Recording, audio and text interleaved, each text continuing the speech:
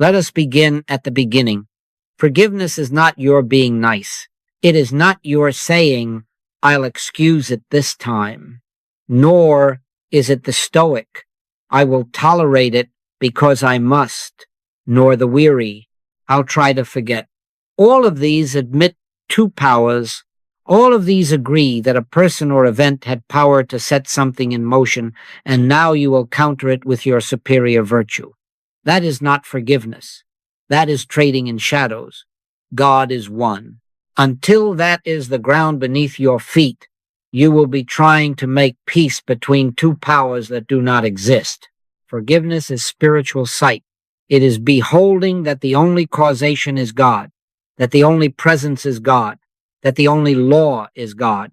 Be still and know that I am God, not I and, not God and a perpetrator, God and a victim, God and a circumstance. I am when the Master said, Father, forgive them, for they know not what they do. He was not excusing ignorance. He was revealing non-causation in personhood. He was looking past persons to presence. He was refusing the premise that any man had power to crucify life. I can of my own self do nothing. The Father within me doeth the works. This is the axiom behind forgiveness. You will ask, as honestly you must, how do I forgive when my mind insists the offense is real, the bruise is tender, the story has teeth?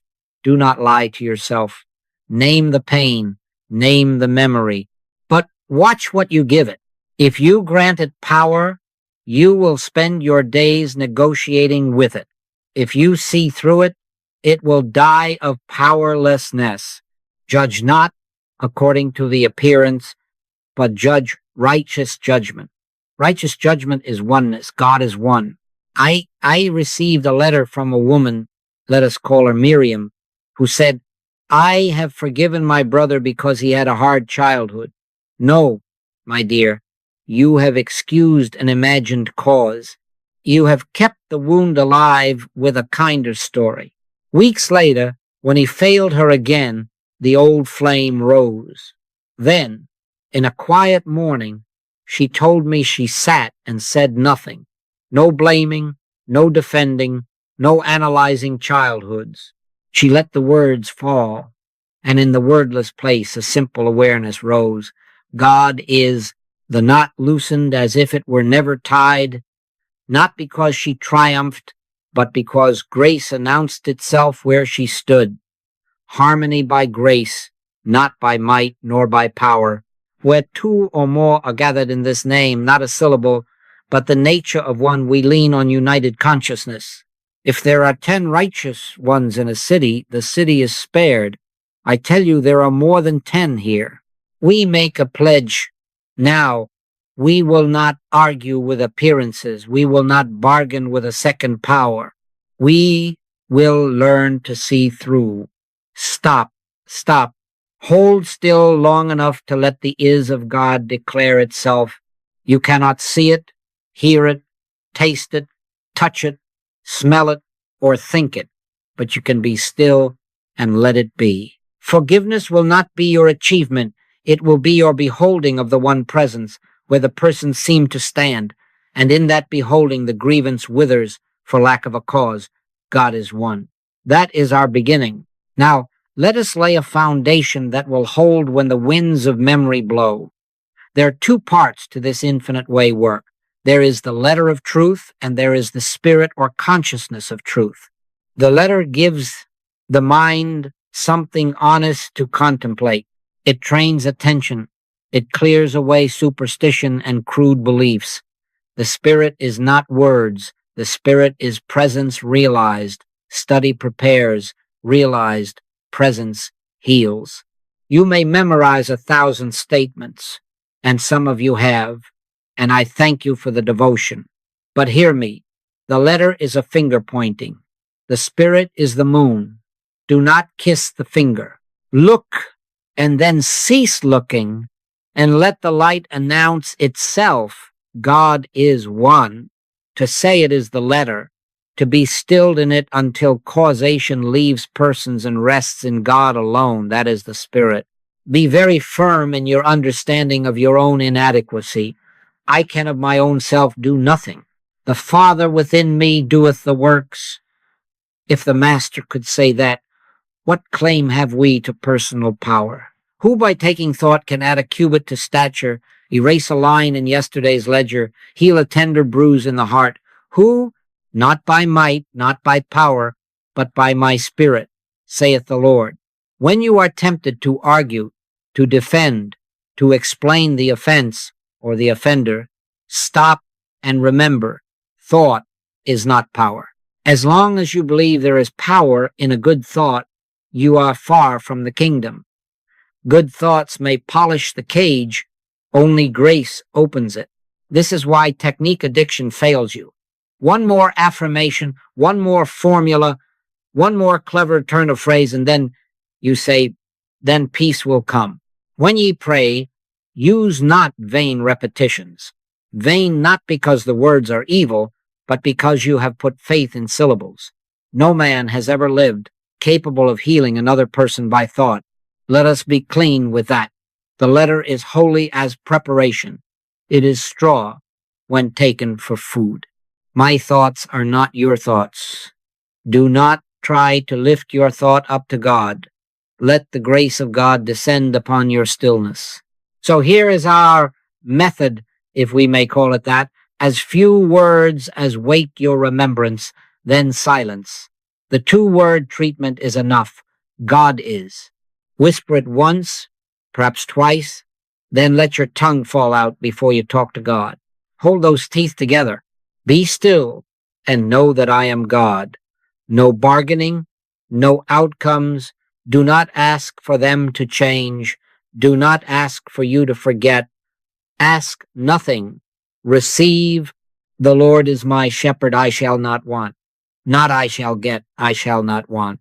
Where the Spirit of the Lord is, there is liberty, and liberty does not come at the end of your argument. It appears where argument ends. I give you permission to be honest. If necessary, doubt everything you think you know of God. Start clean. Better a clean emptiness than a mind stuffed with unproven sayings. Sit, and if all you can say is, are you? Say it once, and then stop. In that nakedness, the Father bears witness to himself. You cannot see it, hear it, taste it, touch it, smell it, or think it. You can only yield, acquaint now thyself with him, and be at peace.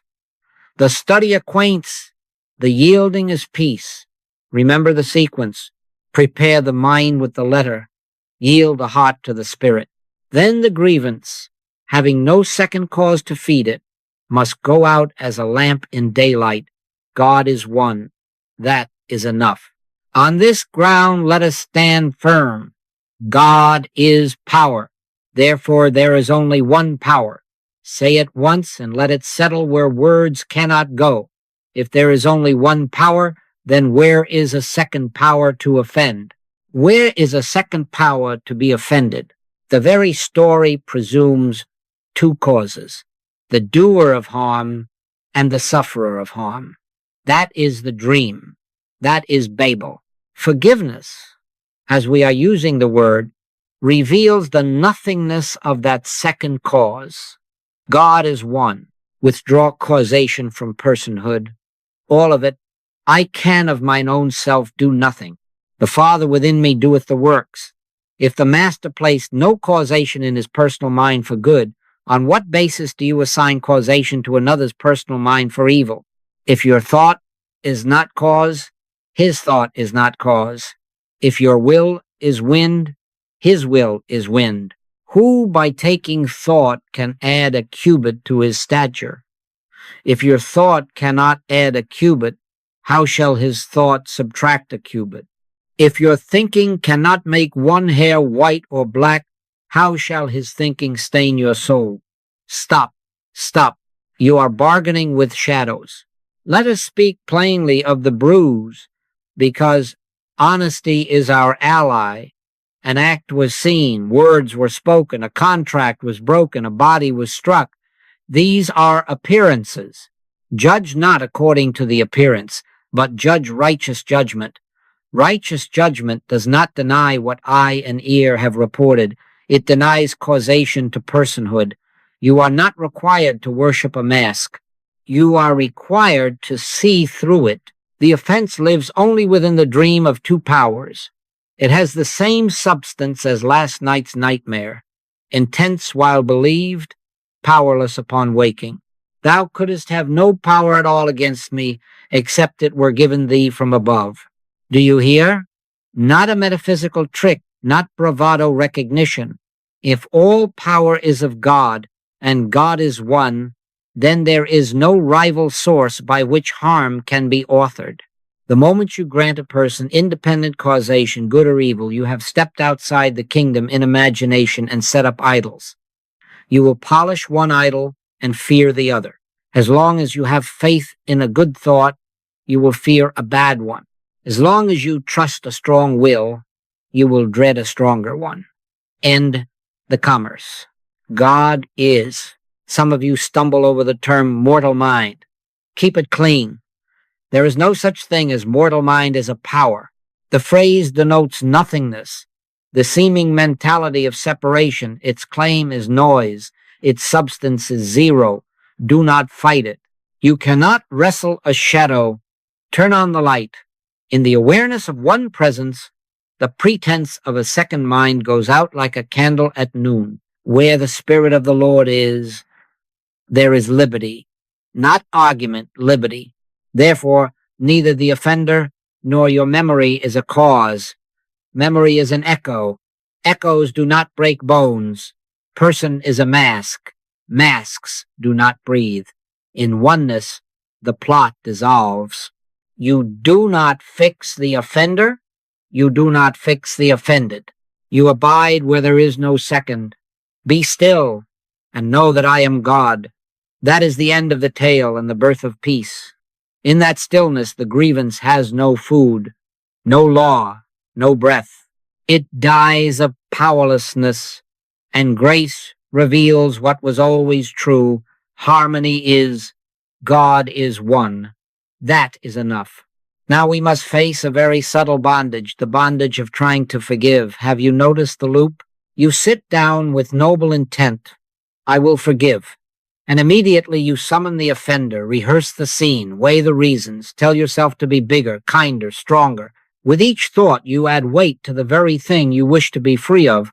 Trying to forgive is the confession that an offense has power and that you will answer it with a stronger personal power. That is two powers. That is the dream we are leaving. Not by might nor by power, but by my spirit, saith the Lord.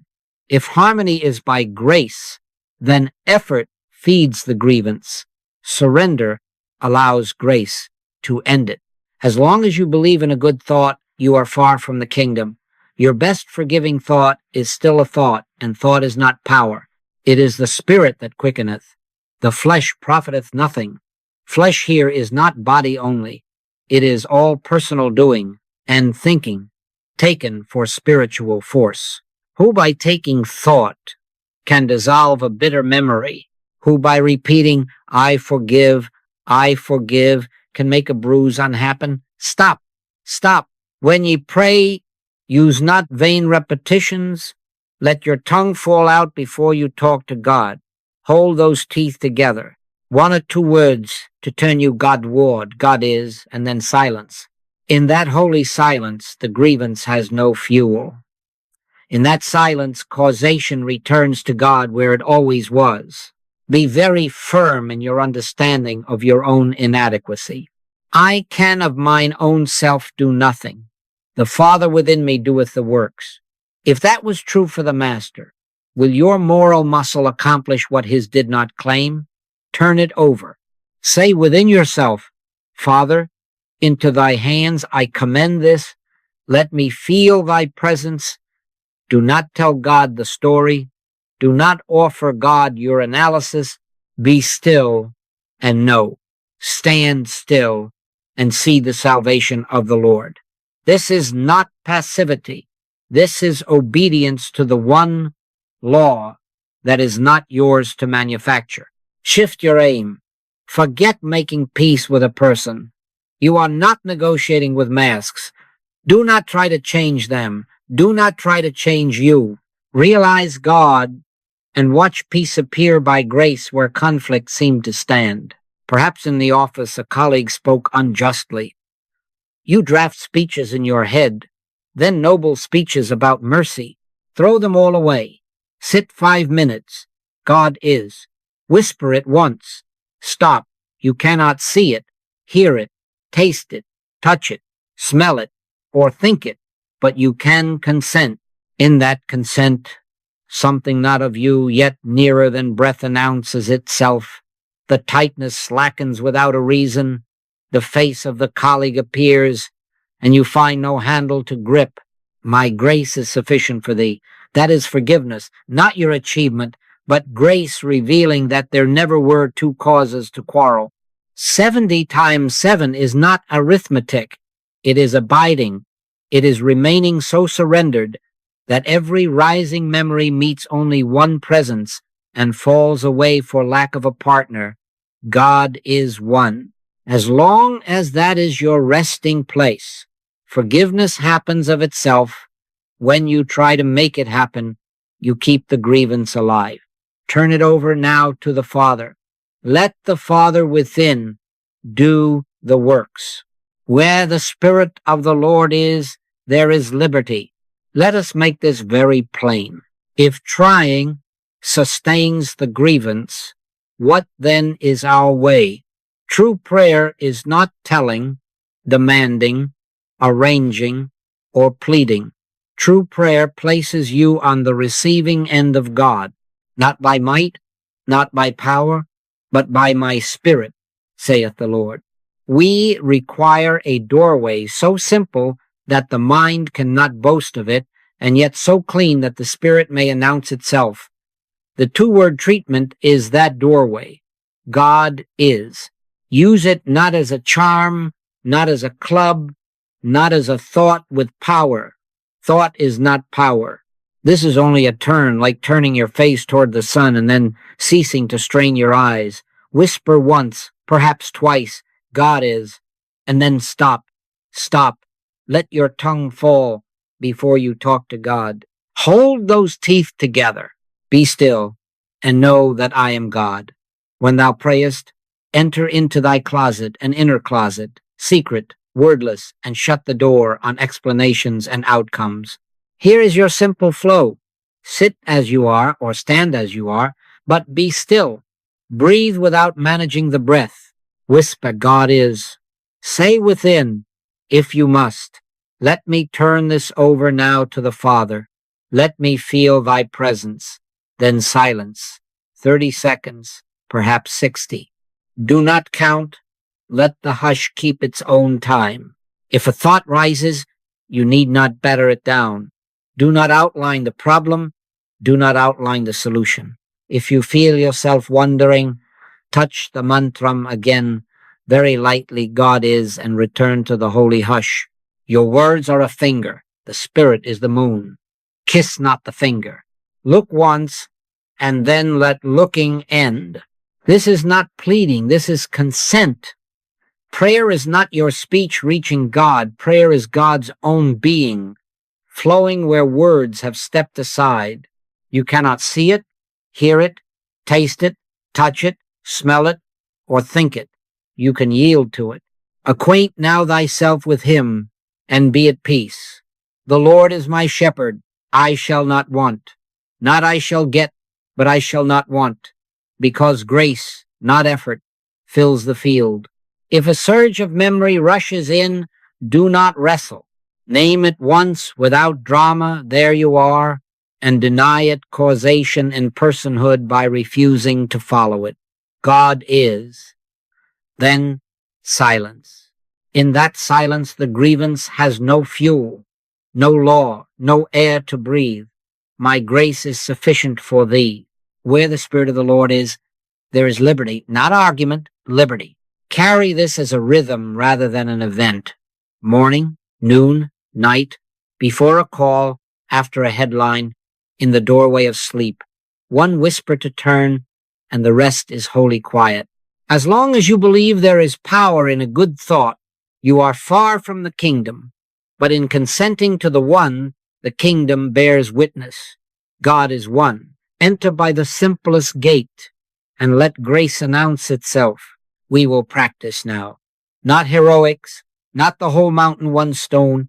Choose one resentment that is alive enough to sting, not so large that the mind turns theatrical. Take a slip of paper if you wish and write a single sentence. Only one. No adjectives, no motives, no courtroom. She promised to call and did not. He took the funds and denied it. They laughed when I spoke. That is all. Stop. Do not add a second sentence. Hold that one line as you would a small object in the palm. Now, within, set an altar. Lay this sentence there. Say within yourself, once and without emphasis, this is an appearance. It has no cause in person, time, or memory. Judge not according to the appearance, but judge righteous judgment. You are not denying the sentence. You are denying causation to personhood. You are withdrawing the lie of a second power. Neither the actor in the scene, nor the hour it occurred, nor your remembering it is a cause. Thou couldst have no power at all against me, except it were given thee from above. If all power is from above of God, then there is no rival power below to author harm or to maintain grievance. God is one. Remove labels. See the face that comes to mind and let title, history, traitor, friend, family, stranger fall away like garments on a chair. Let even offender dissolve. Let my hurt, my case dissolve with it. Person is a mask. You are not required to decorate it. You are required to see through it. I can of mine own self do nothing. The Father within me doeth the works. If that is true of you, it is true of them. No personal mind authored holiness, nor did any personal mind author evil. Thought is not power. Will is wind. God is power. Therefore, there is only one power. Stay clean with the axiom, neither their act nor my hurt has independent power. As long as you believe there is power in a good thought, you will fear a bad one. End both beliefs now. Refuse two powers. Return to the altar. Look once at the sentence you place there and speak softly within. God is. Once, perhaps twice. Then stop. Hold those teeth together. Be still and know that I am God. Do not fix. Do not argue. Do not instruct God. Do not plead. 30 seconds, perhaps more, of holy hush. You cannot see it, hear it, taste it, touch it, smell it, or think it. You can yield, not by might, nor by power, but by my Spirit, saith the Lord. If the mind rushes to add a clause, do not wrestle. Name it once. There you are, and leave it on the altar with the rest of the appearance. Return. God is. Then silence. In that silence, the grievance has no law to sustain it, no breath to swell it. Where the Spirit of the Lord is, there is liberty, not argument, liberty. Rise when you are ready, leaving the sentence where you laid it, not as denial, but as surrender. The work was not yours. The Father within doeth the works. God is one. Now, having left the sentence on the altar, we do not stand before a vacancy. We are not practicing absence. We are beholden to presence. Lift your inner eyes, not your physical eyes, your inner consent, and where that image stood. Witness one life, one presence, one power. Do not repaint the face with kind colors. Do not reframe the story. Behold, God and the practitioner and the so-called offender are one. This is not arithmetic. It is the nature of being. I and my Father are one. In him we live and move and have our being. Therefore, there is no outside. no other mind, no rival power. God is one. Let the beholding be wordless. If a word must be, let it be the simplest God is, and then stop. Stop, hold the tongue, hold the teeth together, be still, and know that I am God. You cannot see God with eyes, hear with ears, taste, touch, smell, or think God. You can only receive. Your reception is consent, not effort. Where that face appeared, where those hands seemed to act, let the mask go out like a candle at noon, and feel after that which does not move when images move. Where the Spirit of the Lord is, there is liberty. Do not try to manufacture charity. Do not compose a blessing as if syllables had force. Compassion in spirit is not sentiment. It is recognition. As the one presence dawns upon your receptivity, compassion rises unbidden like warmth from a hidden fire. Let it rise. Bless silently, not with phrases, but with yielded awareness that only God is present there. Neither do I condemn thee was not a policy. It was sight. It was the refusal to see a second life in a second self. God is the life of all that is. God is the substance, the law, the activity. God is one. Now, stay very still and let that presence occupy the place where you had stationed a person, where the insult stood, behold spirit, where the fear stood, behold spirit, where the memory stood, behold spirit. Do not reach across to change them. The them has dissolved in oneness. Do not reach within to change you. The you that would change is a mask as well. In this beholding something not of you, and yet your very life announces itself, I am. And with that I am, the air clears. The grievance cannot breathe where there is only one to breathe. Where the Spirit of the Lord is, there is liberty, not argument, liberty. Abide a moment longer. Let the circuit complete. God as your seeing, God as their being, God as the only is. Then rise, not with a verdict, but with an absence of need to have one. The story has no furniture to sit on.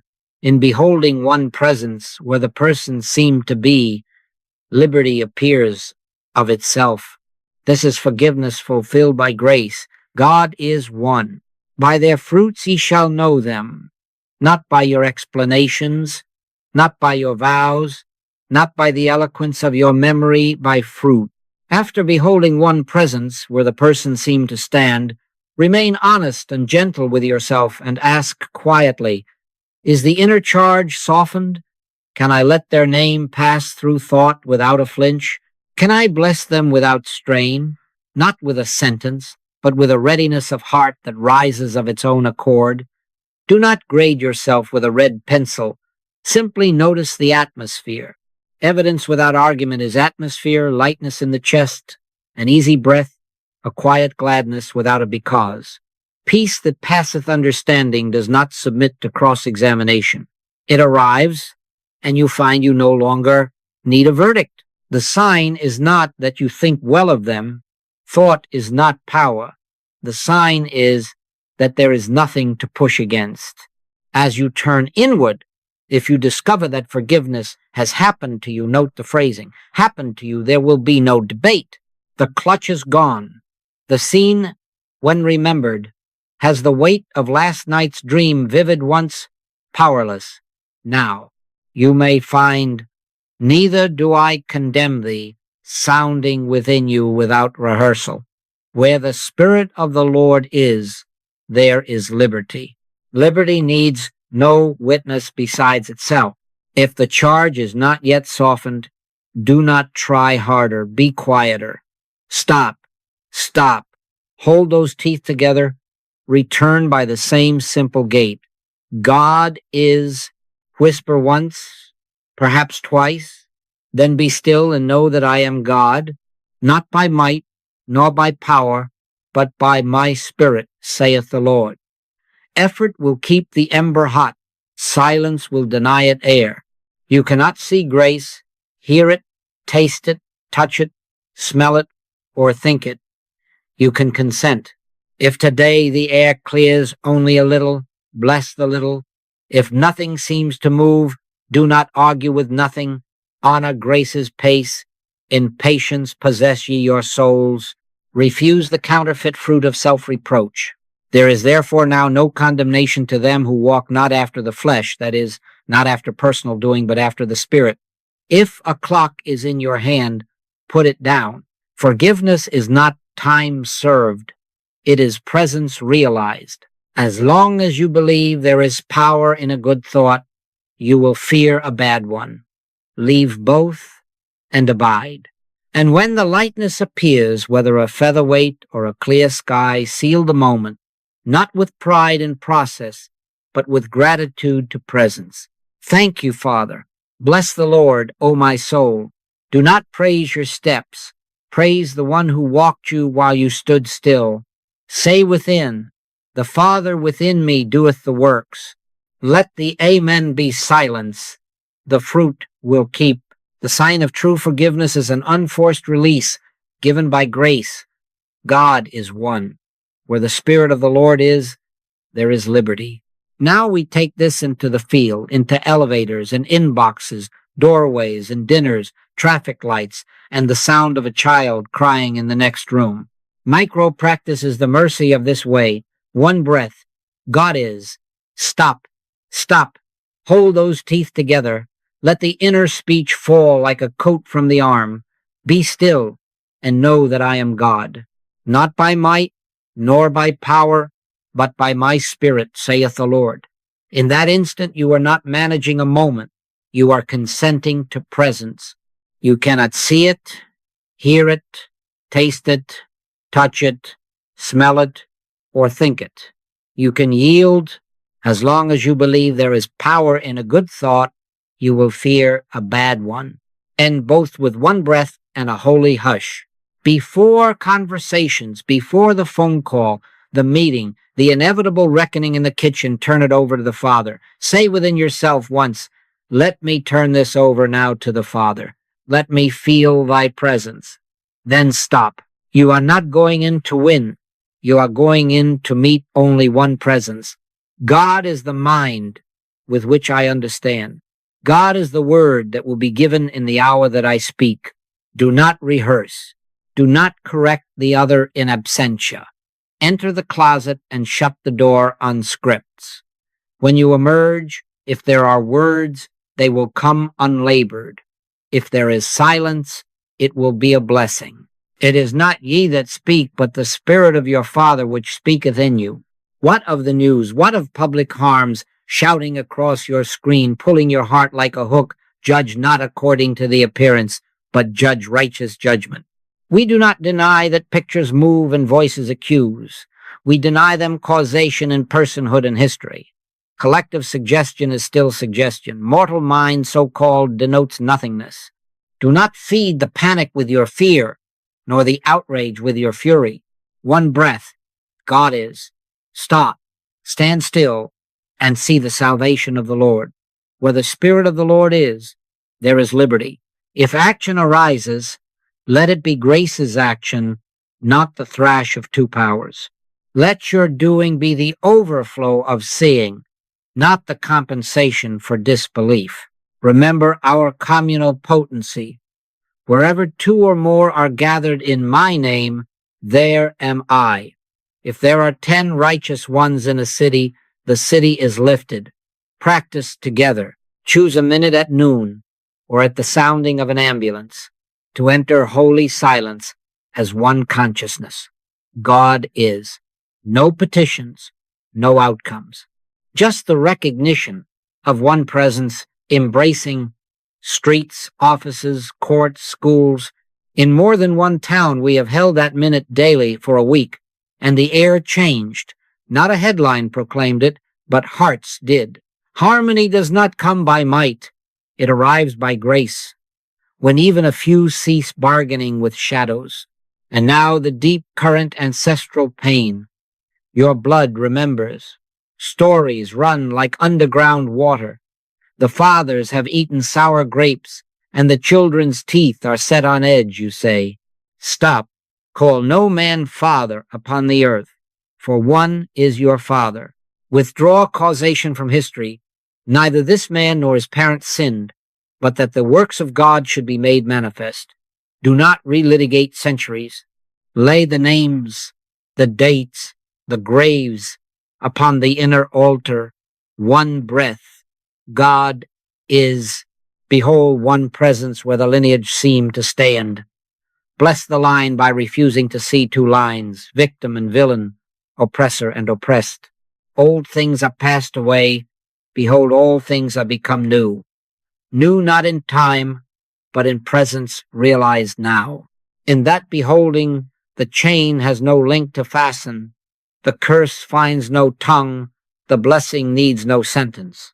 Carry this seeing into the field, at your door, before your feed, at the table, at the graveside, one breath, God is, and holy silence. Meet only God everywhere. The Lord is my shepherd, I shall not want. You are not deprived by releasing the second power. You are supplied by presence. As you walk, as you read, as you remember, keep the rhythm simple and steady. God is one. Where the Spirit of the Lord is, there is liberty, and you will discover that forgiveness has already gone ahead of you, and every place you meet becomes holy ground. Abiding is our word now. Not an episode, not a heroic push, but a way of being. Make oneness your climate, and forgiveness will cease to be a project. The air itself will be sweet. Abide in me, and I in you. As long as you live in two powers, you will labor. As soon as you dwell in one, grace works where you have ceased. Let the day take on a simple rhythm. Morning stillness first, before the world claims your tongue. Let your tongue fall out before you talk to God. Hold those teeth together. Whisper once, God is. Then stop. Stop. Be still, and know that I am God. 30 seconds, a minute, not by clock, but by consent. I can of mine own self do nothing. The Father within me doeth the works. Begin there. You are not planning the day, you are yielding the day. You cannot see this, hear it, taste it, touch it, smell it, or think it. You can receive. God is one. At midday, a pause.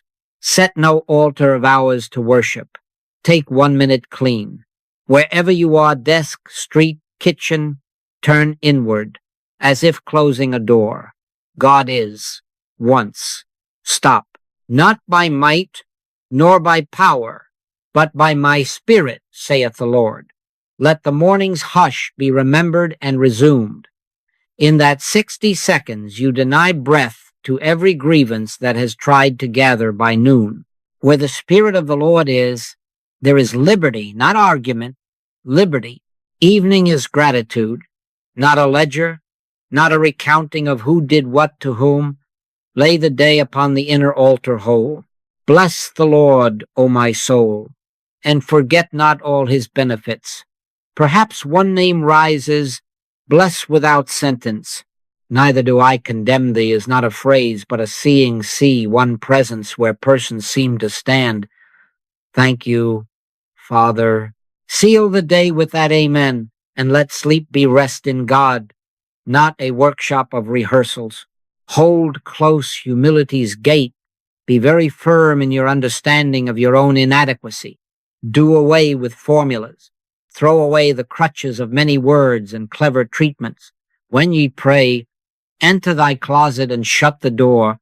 True prayer is spontaneous, wordless receptivity, your consent to what God is already being.